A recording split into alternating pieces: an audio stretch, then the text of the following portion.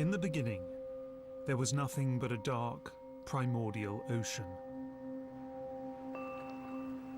But then two young gods, Izanagi and Izanami, looked across the void and saw potential. One day, they plunged a spear into the endless ocean and stirred. When they removed the spear, drops of water fell from its tip and formed a group of islands. And together, these islands became the whole known world.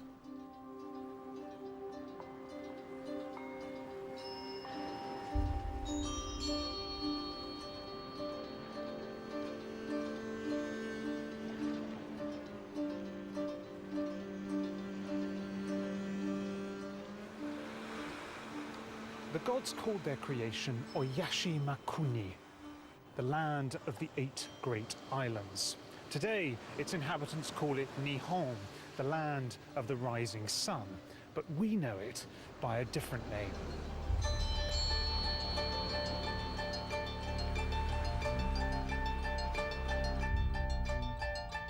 Japan has fascinated me since I was a boy. It's always seemed like a parallel universe, a society so similar and yet so different from our own. And in this series, I finally have my chance to explore the Japanese imagination. I'll seek out its greatest artworks, both old and new. But this is also a journey into Japanese life. I'll travel through its landscapes and its cities. I'll enter its homes. Wow! Meet its craftspeople. Witness its rituals, and even sample its food. So this little bento box is like a work of art, and it's almost too beautiful to eat. Japan is a society in which so much is informed by aesthetics. Not just painting and sculpture, not just homes and gardens, but the way you look at cherry blossom, the way you drink tea, even the way you arrange your lunchbox. And that's what I, as an art historian, find so inspiring about this place. In Japan, almost everything has the capacity to become art.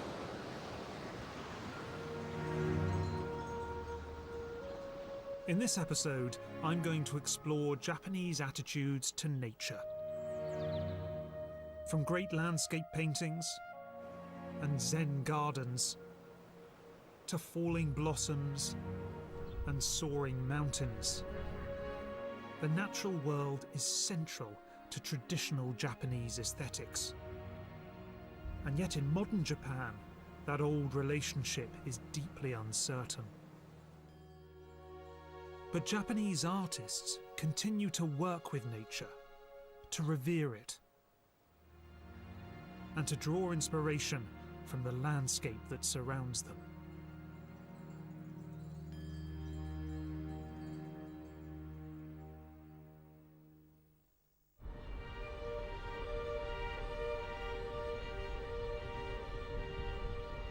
Japan is one of the most densely populated places on Earth. It is famous around the world for its vast cities and advanced technology. Most of its citizens live far away from nature, amid never-ending urban landscapes. And yet, an astonishing 73% of Japan is uninhabited by humans. Its mountains are so steep and its forests so dense that people can barely penetrate them. And though beautiful, this country lives on a geological knife edge. Japan contains 10% of the world's active volcanoes and experiences a staggering 1,500 earthquakes a year. In Japan, nature is ignored at one's peril.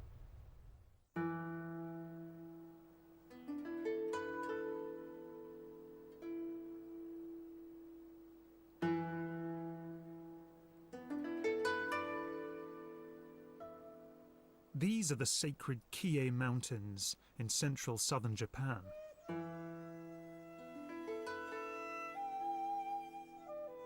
The Japanese have revered nature for millennia.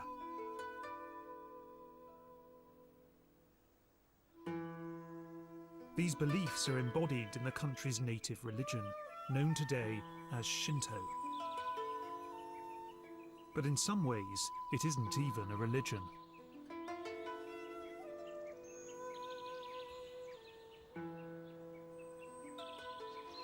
Shinto has no founder, no scriptures. For centuries, it didn't even have a name.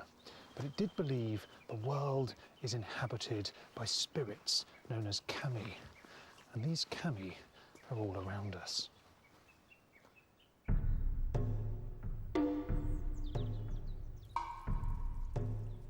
They live in the sun and the wind, in trees and animals, and even in rocks and boulders. For Shinto, the world is endlessly animated by the divine. And here, deep in the forest, is a shrine. There is a simple aesthetic. Zigzags of paper hang from rope made of rice straw. It's something you see all over Japan.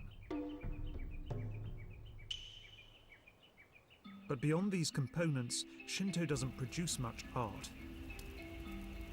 The focus is on nature itself.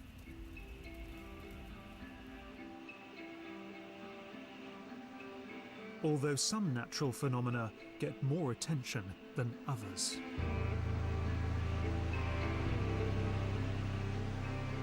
This is Nachi Falls.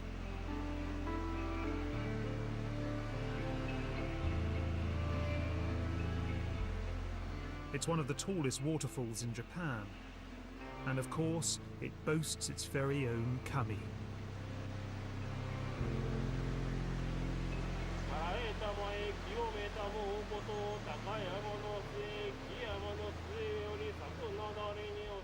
Every morning, a Shinto priest makes an offering to the spirit of the waterfall. Sake and rice are placed on a table alongside a golden wand.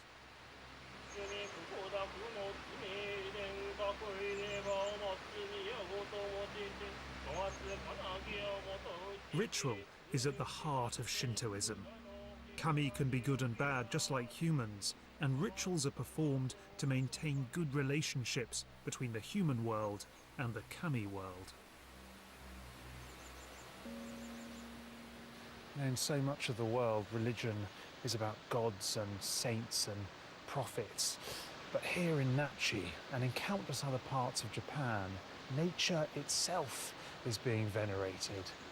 And as I look up at this waterfall 133 meters high, I can see why.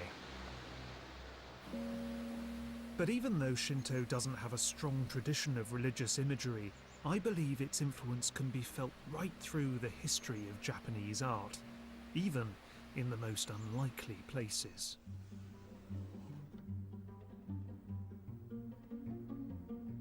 These are netsuke.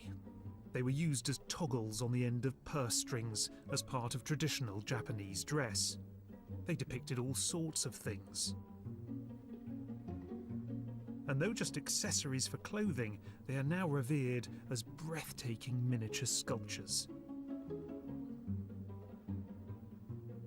And this is a particularly special one. So this bizarre little masterpiece was made a few hundred years ago, probably by an artist called Harumitsu, who was based in Ise, one of the great Shinto centres of Japan. And it depicts a pretty much life-size cicada that's beautifully carved out of boxwood. Every single detail is anatomically correct. So we have the compound eyes at the top, the beautiful tracery of the veined wings, and this is the thorax and abdomen. Those contain the muscles that produce the famous cicada chirp. And if I turn it over onto the other side, which I'm really quite nervous about doing because I'm extremely clumsy, we will see there is even more detail on the underside. And you can see that the cicada is even grasping a little branch. Absolutely beautiful.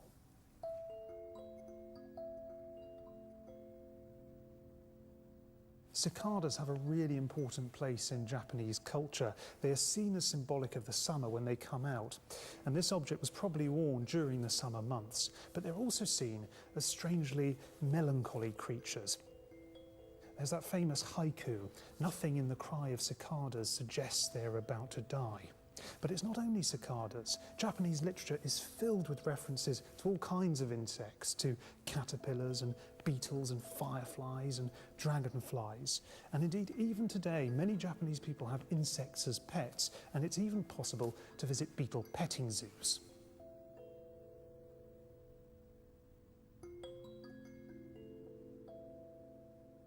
Now, this all might sound rather odd, but actually it's deeply revealing, because in Japan, nothing in nature is too small to be important.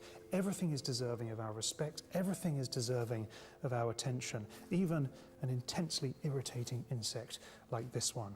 And that, I'm sure, is partly down to Shinto.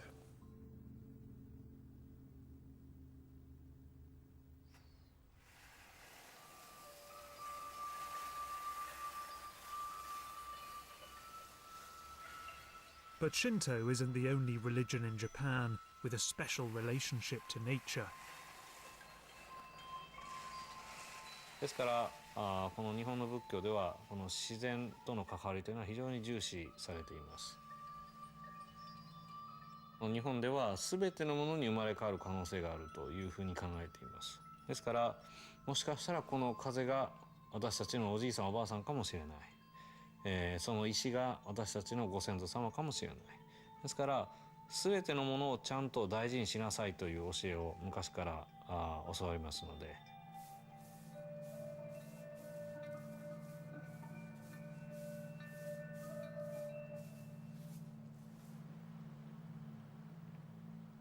In Japan, there are numerous different schools and sects of Buddhism, but one kind particularly intrigues me, because it helped produce some of the world's most sophisticated landscape art forms. It is known by the Japanese as Zen.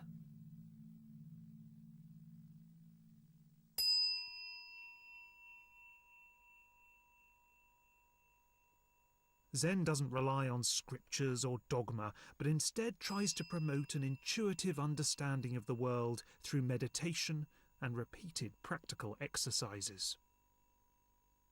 もちろんこの座禅というのも大事なんですが、禅のお寺では例えばお庭の掃除、それからお料理、こういったものも非常に重視されます。と言いますのも教えだけを得ていたらそれはただ単なる知識でしかありません。それを実践すること、そこで、この自分の教えを表現していく。ですからこの禅では、厳しい修行を積んで自分自身で、その教えを体得していくというのがこの禅の特徴です。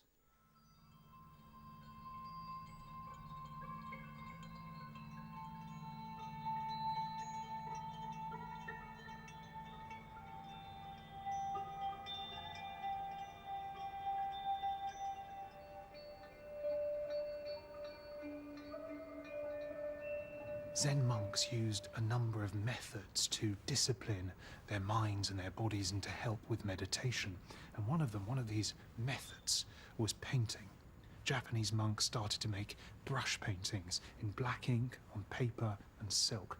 Now, this technique had been developed by the Chinese centuries earlier, but the Japanese were quick learners. And perhaps the greatest of these Japanese inkwash painters was a man called Sesshu Toyo. Sesshu was born in Western Japan in 1420. At the age of 11, he enrolled in a Zen temple where he trained to be a priest. But according to one anecdote, Sesshu showed little affinity for Zen discipline. One day, Sesshu was so badly behaved that his masters got hold of some rope and tied him to a pole as a punishment. Now, after several hours of this, Sesshu became so distressed that he started to cry, and his tears gradually formed a puddle at his feet. But then, something remarkable happened. Using his toe as a brush, Sesshu painted the outline of a rat into his tears, and then the rat came to life, gnawed through the rope, and set Sesshu free.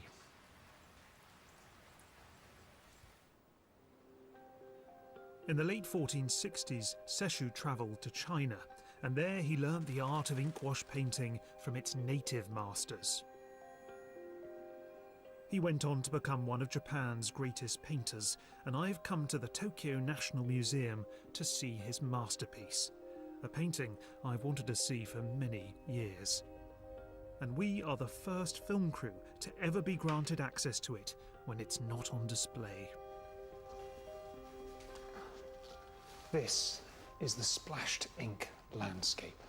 Sesshu painted it in 1495 when he was in his mid-70s, and though it might only have taken a few minutes to make, it is the result of a lifetime's experience and skill. Now, I'll be honest with you, at first, it doesn't look like much. It just looks like some spatters on a page.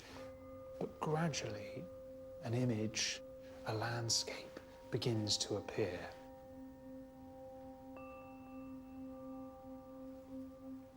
In the foreground, a craggy outcrop of rock covered by trees and bushes. And in the background, these towering mountains that are half hidden by mists, or perhaps an incoming rain shower. But as you look at this picture longer, you begin to see yet more. So down there, that is a little wooden building. You can see the triangular roof. There's a fence around its perimeter, and that, believe it or not, is a wine tavern. And we know that because the wine tavern banner is hanging out the front of it. But there's more even than that, because below that wine tavern, you can see two near horizontal strokes, and those represent the ripples on a lake. And to the right, two people are rowing a boat across it. You know, I find this painting absolutely breathtaking, and what is so exciting about it is the way it unfolds in front of your eyes. The way that by looking at it, you bring it to life. And what I admire so much about it is how he's achieved so much with such limited resources. Look at the varieties of blacks. These deep, dark, inky blacks in the foreground, and yet in the background, these blacks that are so pale, they're almost white. And look at the variety of strokes, the wide brush strokes, the narrow brush strokes, the wet, the dry, the washes, the scratches, all this different variety of marks combined and mobilized to create this landscape.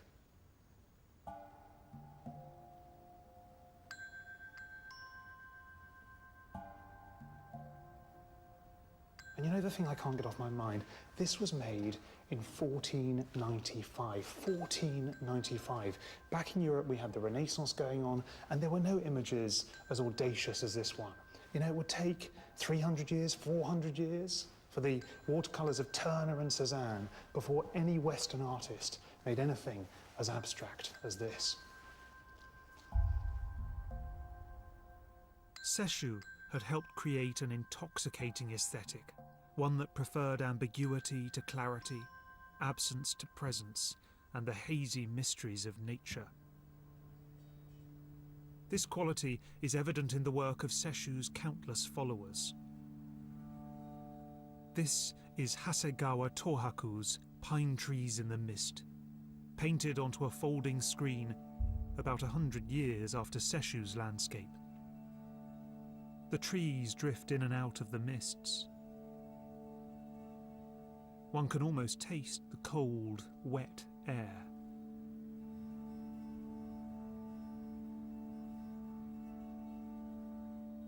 Empty space is as important as the landscape it surrounds.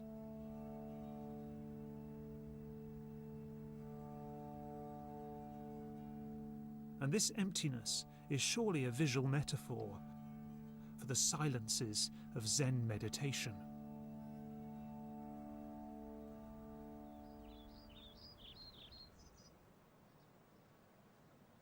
Zen Buddhism didn't simply inspire the Japanese to depict the natural world, it also encouraged them to recreate it. While Sesshu and his colleagues pioneered landscape painting, other monks turned to horticulture. I've come to the northern edge of Kyoto to see one of Japan's greatest gardens. Ryoanji might be the most written about garden in the world, but it's also one of the least understood. We don't know who designed it, we don't know who built it, we don't know when it was made, and we certainly don't know what it means.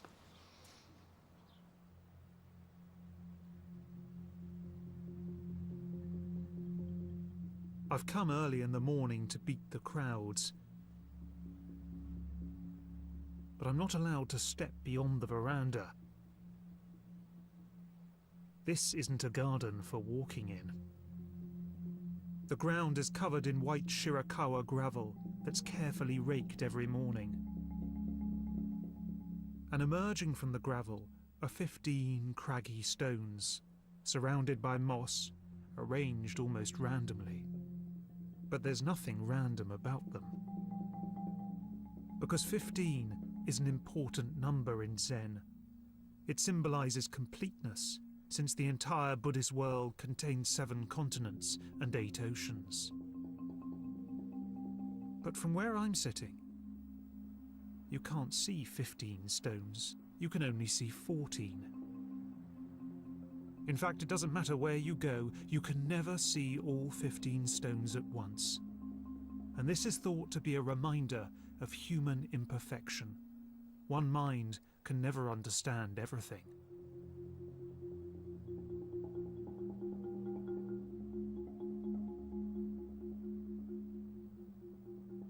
As time passes, something remarkable happens. The gaps between the stones come to life. The emptiness fills up. And suddenly this modest courtyard becomes a vast panorama of the world. One moment the stones are moss-covered islands in a rippling, foaming ocean. The next, they're mountaintops seen from above the clouds. And then, just like that, they're nothing more than a group of rocks in some gravel. People have been trying to decipher the meaning of this garden for years, but I think its meaning, if it has any meaning, ultimately comes from within us. Because like Sesshu's paintings, and like so much Japanese culture, this garden is an almost blank canvas, a place that enables the mind to wander in any direction it pleases. 要は答えがないもの、ミステリアスなもの、そういうものというのはやはり一つのなんていうんでしょう、私たちの哲学というか、つまり、答えが見つかったら終わりではなくて、もうずっと永遠に、この上を求め続けるという、そういうものの象徴として、そういった答えのないもの、もしくはミステリアスなものというのが好まれているんではないかなというふうに考えています。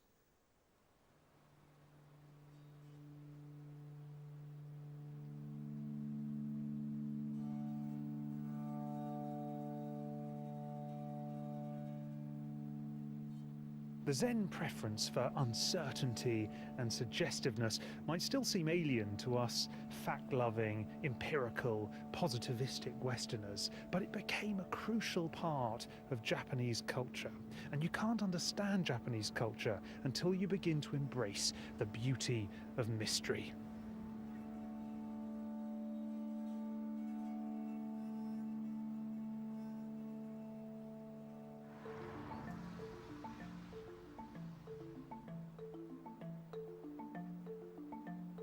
I've come 300 miles north of Kyoto to a suburb of Tokyo called Omiya.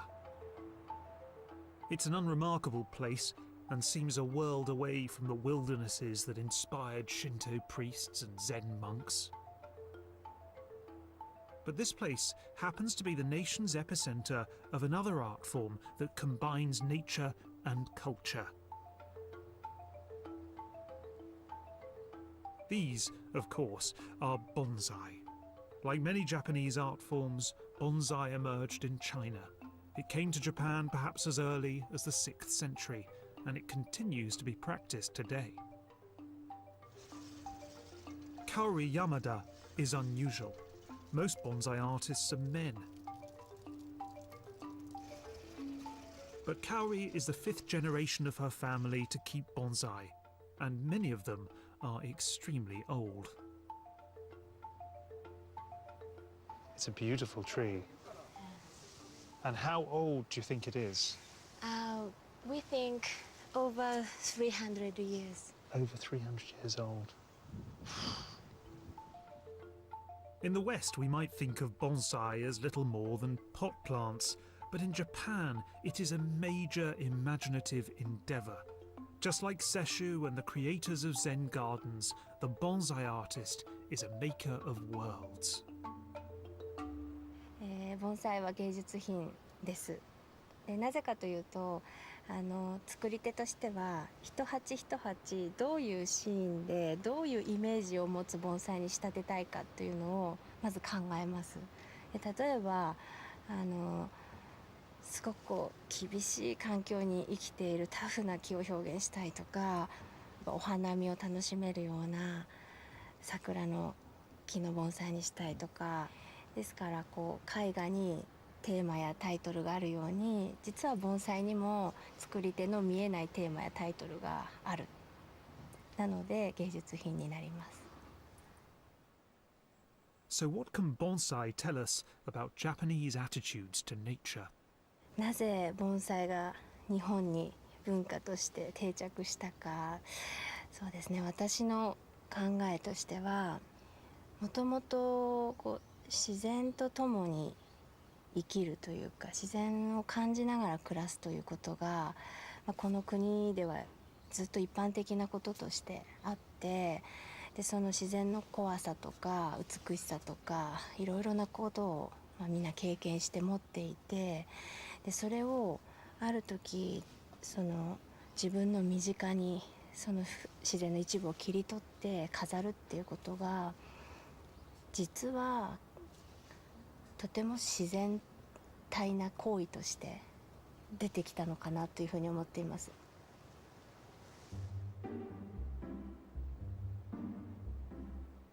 Just around the corner from Kaori Yamada's nursery is Omiya's Bonsai Museum.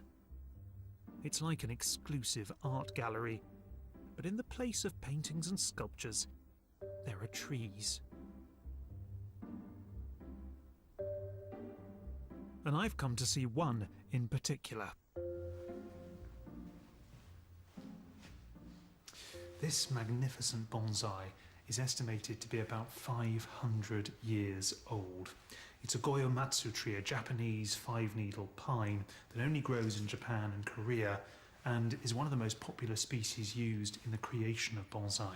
And this creation is so remarkable that it's even been given a name. It's called Uzushiyo, which means whirlpool in Japanese. And you can see why.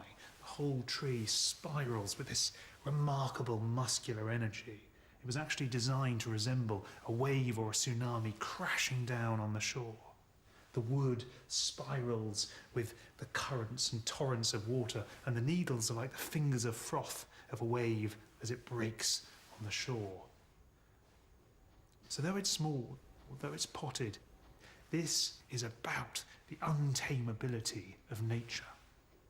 You'll also notice there's a great deal of dead wood on it. The whole front has become this white, ossified piece of driftwood that spirals like an S throughout the tree, and there are dead branches that are broken off.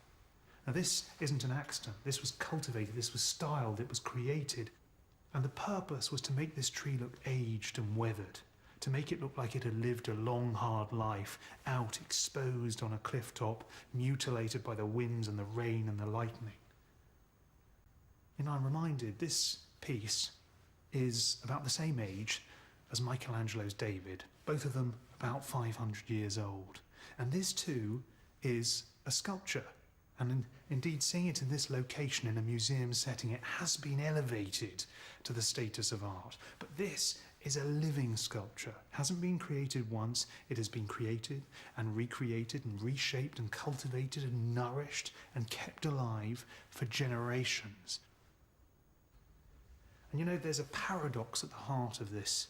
Because on the one hand, it's deeply contrived, deeply created, deeply manufactured, but it also attempts to look like it's the creation of chance and nature.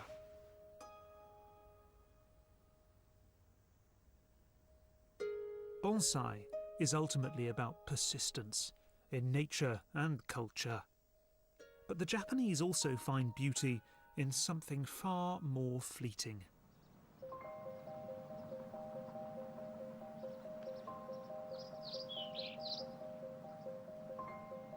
This is the flower of the Prunus cerulata, or as it's more commonly known, cherry blossom. The Japanese have revered the life cycle of this delicately petalled tree flower for more than 1,000 years.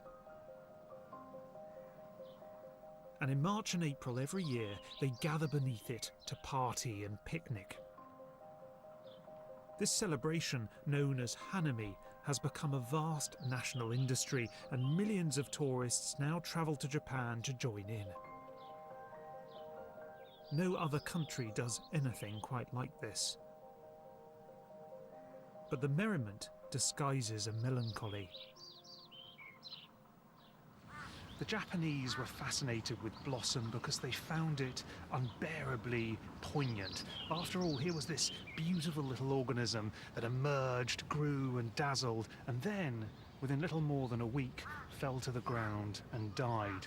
For the Japanese, it was, of course, a fact of nature, but it was also a lesson about the human condition, a reminder that our lives also are painfully brief. In Japan, blossom is celebrated not in spite of its transience, but because of it. It is beautiful precisely because it doesn't last.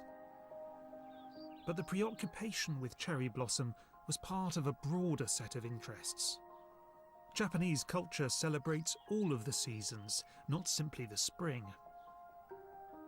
And so in Japanese art, alongside the paintings of cherry blossoms, there are also pictures of verdant summer foliage, vermilion maple leaves of the autumn, and the deep snows of winter. I've often wondered why the Japanese are so preoccupied with the seasons, and I think there are two reasons. First, the seasons are really explicit here. The winters are bitterly cold and dry, the summers are hot and wet, and in the spring and the autumn, the foliage just explodes into these unbelievable colours. But I think there's another reason as well.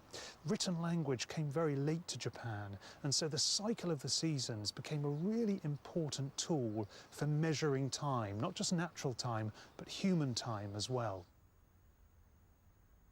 And of all of these pictures of Japanese seasonal surprises, one is without doubt the most famous. It is housed in the Nezu Museum in Tokyo.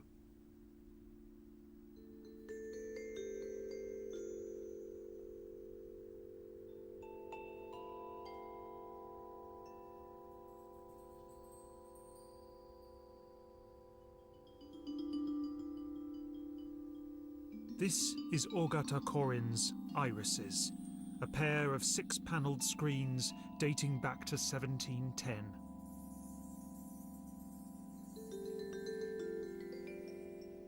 Irises begin to bloom across Japan in May when spring explodes into summer. And in this utterly irresistible painting, Korin captures the excitement of those first really hot days of the year. The colours are so vivid and intense. The greens look like they were painted only a few minutes ago and haven't even had time to dry yet. The petals are painted from the most expensive blue pigment in the business, and the background, made from gold foil, dazzles like sunlight reflecting off the water.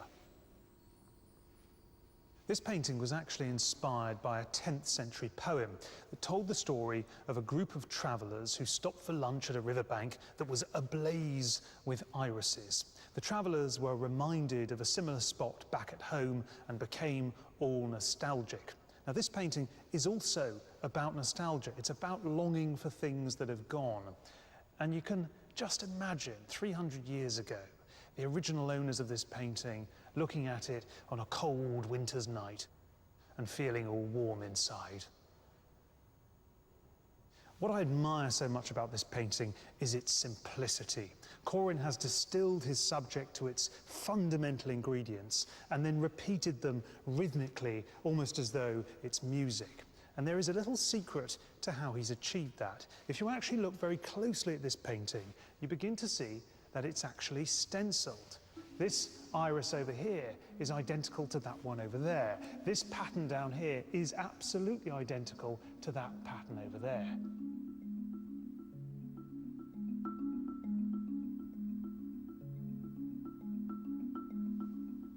What an image. I know it's famous, but it really deserves to be. I challenge anyone to stand in front of this picture and not become just a little bit happier. But the Japanese don't only celebrate the small and ephemeral. In fact, their most famous natural symbol is anything but.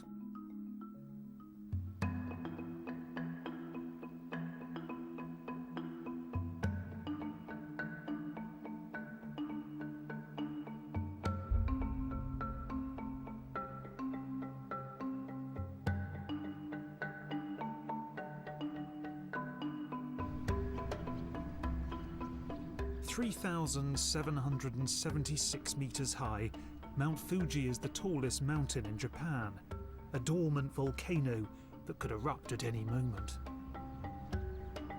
Fuji has been revered here since prehistoric times, venerated by Shinto and Buddhism alike. The Japanese have been rhapsodizing about Mount Fuji for centuries, and it has inspired vast quantities of poetry. One winter in the 1680s, the father of haiku, Basho, made a journey to Mount Fuji, but the weather was so bad that the mountain was invisible. Many people would have been annoyed, but not Basho.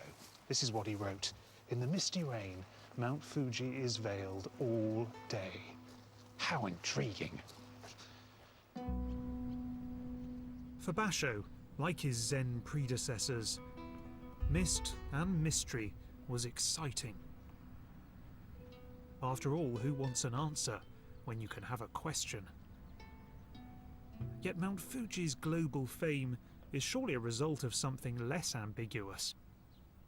Mount Fuji is almost ludicrously perfect, even on a drab and overcast day like today. Triangular, snow-capped, nearly symmetrical. This is a mountain almost as imagined by a child. And Mount Fuji's form has been crucial to its fame. Like the pyramids, like the Eiffel Tower, its silhouette alone has become the metonym for an entire culture. That flawless shape inevitably attracted artists. They have been depicting Mount Fuji since at least the 11th century. This ink painting, once thought to be by Sesshu, shows the mountain shrouded in that mandatory mist and towering over a wondrous landscape. But one artist immortalised it like no other. Internationally, he is the most famous figure in all of Japanese art. Almost as famous as Fuji itself.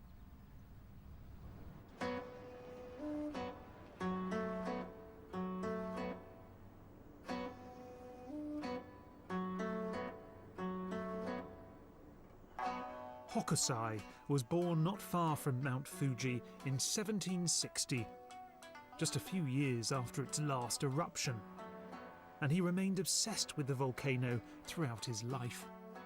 He lived in Edo, now Tokyo, which was already one of the biggest cities in the world. Hokusai's success came slowly. He's best known for his woodcut prints, but throughout his life he loved to experiment. He made brush paintings of people and plants, and he also made a The diversity of his output was breathtaking, but for those who knew him, this wasn't surprising at all.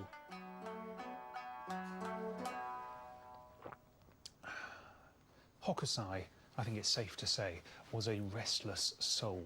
He changed his name more than 20 times. He moved house 93 times. But the one unshakable thing in his life was his obsession with art. Hokusai was passionately, maniacally, pathologically obsessed with his craft and was relentlessly determined to get better at it. Hokusai indeed made his finest work late in life, and the best of it was arguably a series of prints about Mount Fuji. Between 1830 and 1833, when he was in his early 70s, Hokusai produced his masterpiece, 36 views of Mount Fuji, initially 36 woodcuts printed in an array of vivid colours.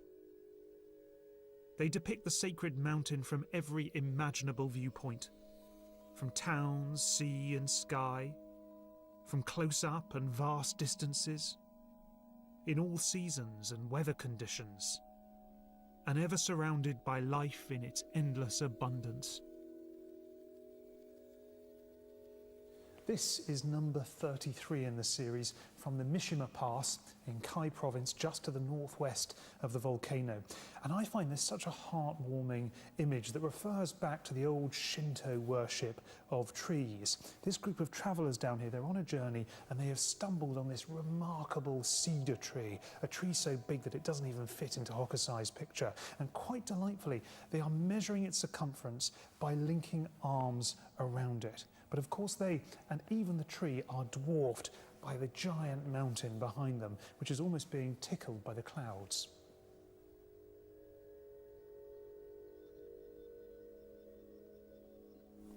Now, we've all seen this image before. It's actually one of the most famous pictures in all of art.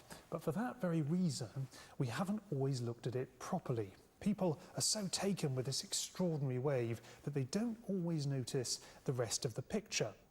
They don't notice, for instance, that there are in fact more than 20 people depicted here. 22 shaven-headed fishermen who are heading home after a long shift on the water and have run into a spot of bother. And you can see them grabbing hold of their skiffs as they're tossed around on the surf. Are they going to make it? Well, I think they probably are, because in the distance, the sacred mountain, disguised as another wave, is watching on. Now, I don't really think we can understand how truly powerful this image originally was, because we in the West, we read images like texts from left to right, while the Japanese read images the other way. So for us, we are travelling with the wave, and it's really quite good fun. But for the Japanese, they are travelling against the wave, and it's really quite terrifying. It's an absolutely breathtaking piece of design. Every single element is manipulated to amplify the drama. It's printed in this bright synthetic Prussian blue pigment that hasn't lost any of its intensity over the years. And the froth, I absolutely love the froth, which is depicted as hundreds of individual fingers trying to grab hold of their victims. And this one, it's so simple, but I could look at it for hours and hours and hours. Fine wind, clear sky, otherwise known as red Fuji. Red because that's the colour the mountain turns when the sun hits it in the autumn months. Now, for all the great waves' global fame, within Japan, this image was the most popular print of the series by some way.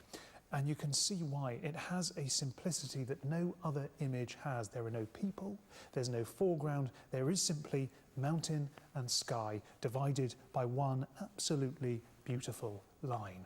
But that simplicity is deceptive, because in reality, this is an unbelievably risky piece of work, because what Hokusai has done is he has taken the very subject of his picture, the mountain itself, and pushed it off-centre and almost off the edge of the page. And then, to counterbalance that decision, he's filled the whole left-hand side of the page with all these details, the green forest, the clouds that look like a school of fish, and even his signature and the title. Now, without those, this whole composition would fall apart, and yet it works absolutely perfectly. And that is what I find so thrilling about looking at this picture. We are watching an artist at the very top of his game, setting himself an almost impossible challenge, and then triumphing in the end.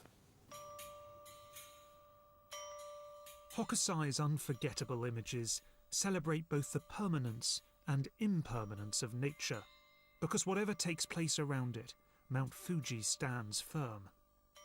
Hokusai's humans are tiny and inconsequential by comparison, and have little influence on their environment. But in the years after Hokusai's death, Japan's relationship with its landscape changed dramatically. In the 20th century, Japanese society rapidly modernized. Cities expanded, vast swathes of countryside were developed, and roads and rail lines cut across the nation. At the same time, Japan was repeatedly ravaged by natural disasters. And these made the Japanese people yet more determined to control their environment, concreting their coastlines and damming thousands of rivers. Today, it sometimes seems that the Japanese aren't in harmony with nature, they are at war with it. Alex Kerr has written extensively about modern Japan's troubled relationship with its environment.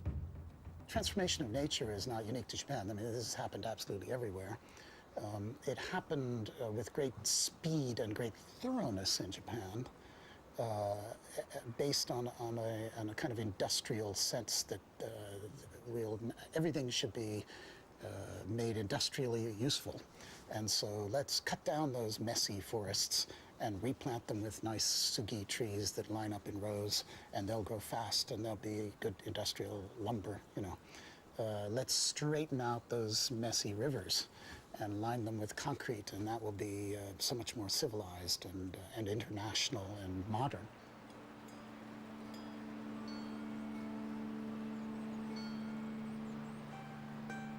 Tens of thousands of rivers have been dammed. As a matter of fact, it's said that only 3 rivers remain that are undammed, and even those, of course, have concrete embankments. Now, this is something that everybody did. Look at America, where we built just horrendous dams by the thousand. But at some point, and this happened in most other industrialized nations, there came a point maybe 20, 30 years ago when we started to look back and review whether this was necessary. And in America, we've torn down hundreds of dams, including some very large ones. Japan, unfortunately, is stuck on autopilot. And so the idea that we must dam these rivers got fixed in the bureaucratic system and goes on forever.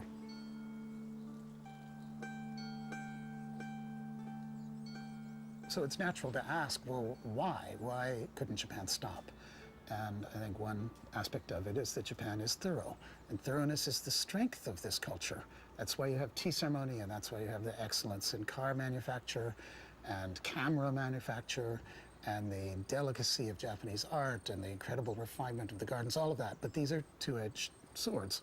And so the other side of it is that once Japan starts concreting, boy, will it concrete. And it can never stop until the last tiny little bit of roughness has been smoothed out. And there's another twist, which I think is part of this paradox of how can Japan be the land of aesthetic sensibility, which it still is, and large parts of it be as ugly as they are. And I think it's because of focus. And it's often been pointed out that the Japanese are capable of looking at the beautiful rice paddy and completely ignoring the big billboard that's stuck right in the middle of it.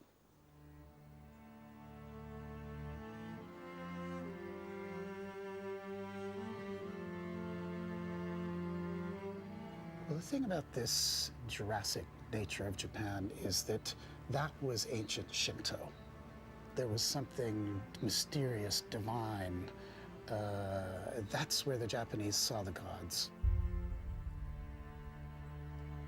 And what I found as I go around Japan talking and writing about these things is an incredible response from the Japanese. That feeling is still within them. And I think that gives me hope. And I am already starting to feel a bit of a shift. Japan is beginning, or the Japanese are now beginning to look at their natural environment and think, wait a minute. So there's something to be hopeful for.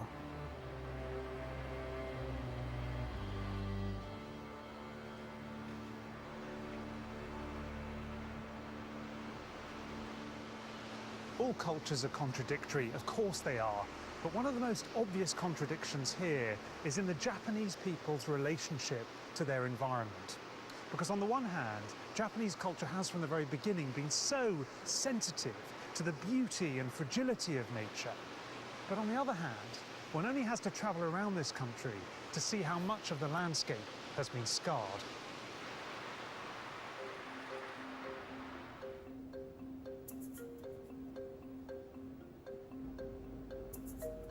But even today, the great Shinto spirit still survives.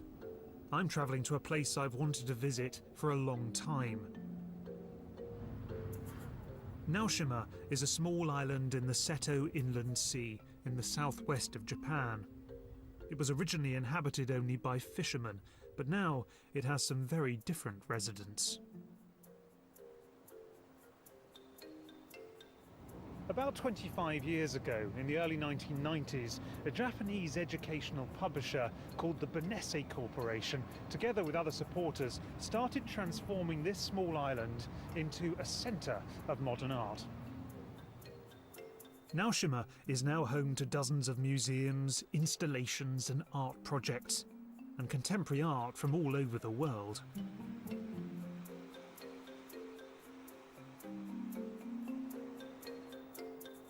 There's a distinctly James Bond feel to the place.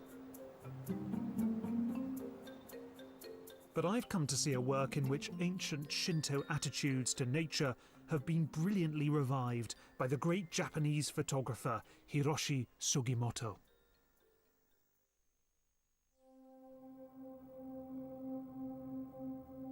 Sugimoto has long been inspired by nature.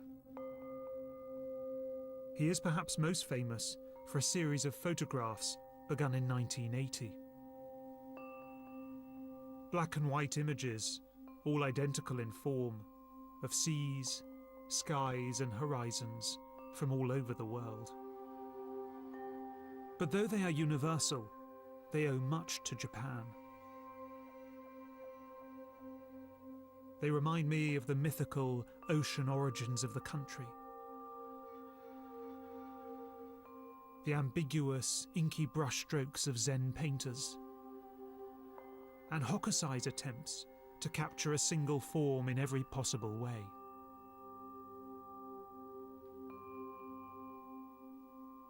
What I want to represent is the consciousness of the human being at the very early stage.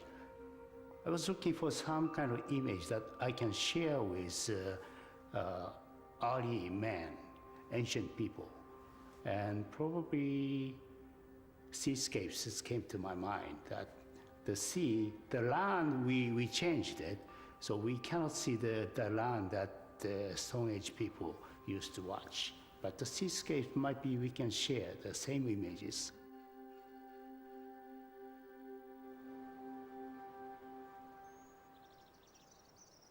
But on Naoshima, Sugimoto took on a quite different project. This is the Go-O Shrine. Inspired by Shintoism and Japan's ancient past, it is both an artwork and a sanctuary. There has been a shrine here since the 15th century, but it fell out of use in more recent times. In 2002, Sugimoto was commissioned to make an artwork on the site and decided to build a new kind of structure. I surprised myself that I received a kind of architectural commission. That made my life change. That wasn't totally unexpected, unplanned of my life that I became an architect now.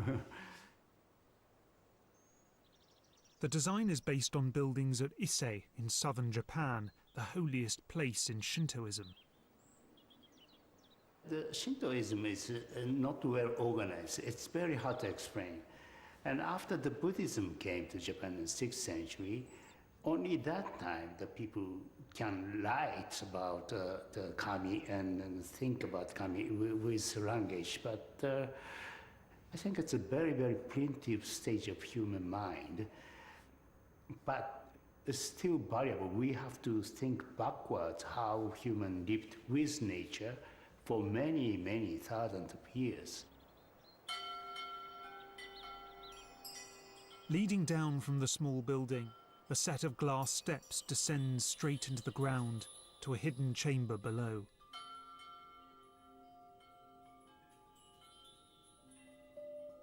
Here, Sugimoto has created a space he feels evokes prehistoric Japan.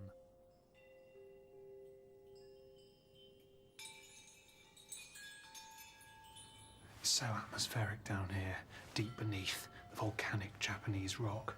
And though this is a modern work of art by a modern artist, there is something consciously ancient about it, because this piece is inspired by the old Shinto idea that the world around us, even the ground on which we stand, is animated and energized by the sacred.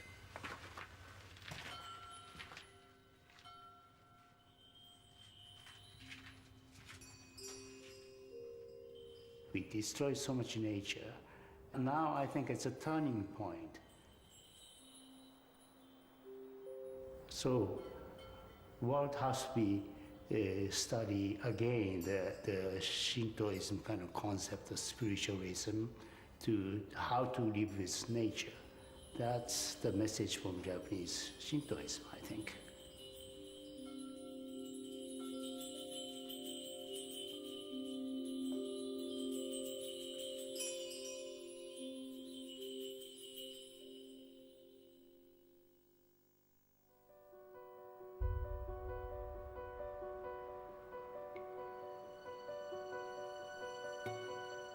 I am back to where I started.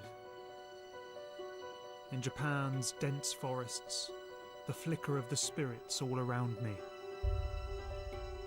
In the course of my journey, I have encountered a culture whose preoccupation with nature seems almost hardwired, that sees the landscape as sacred and has painted and reshaped it for centuries. And though modern Japan doesn't always seem to value nature, nature has shaped its values.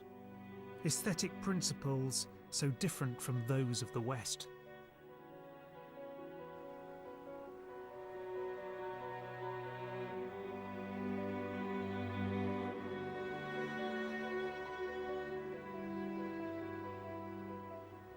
It's often said that Japanese culture is all about harmony with nature.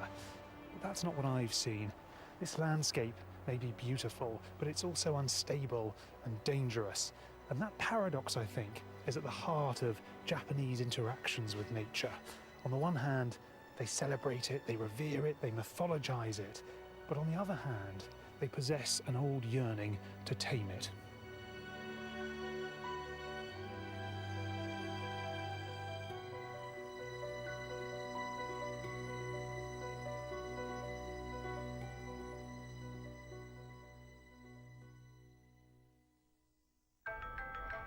In the next episode, I'll take a very different path through Japan.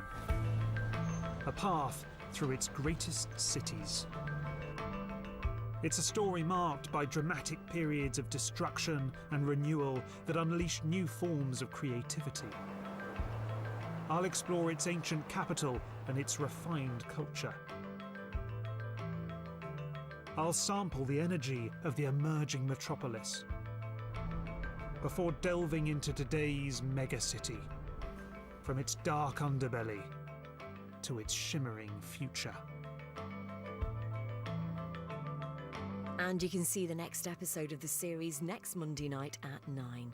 Now stay with us. Japan season continues here on BBC4 with a family keeping old traditions alive.